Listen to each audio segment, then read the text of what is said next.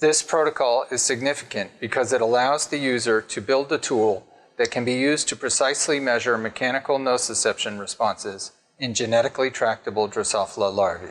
The main advantage of this technique is that it uses simple materials to build custom tools that can be used to measure mechanical nociception from the subthreshold to fully responsive range.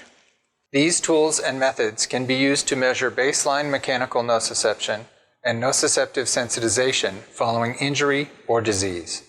Probing larvae with custom bone-free filaments takes practice. Users should be able to generate reproducible dose-response curves with control larvae before attempting an experiment.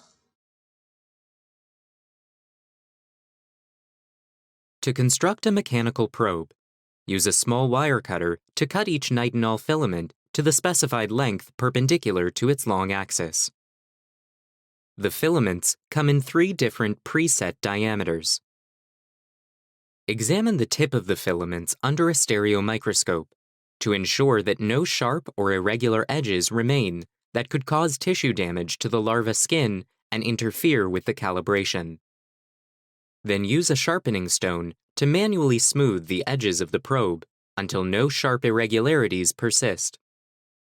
Next, use a hypodermic needle to poke a hole near the end of a wooden popsicle stick.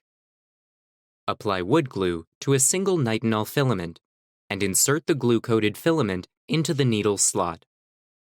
When the glue has dried, press the probe against a scale until the probe bends to determine the maximum force that can be recorded in grams.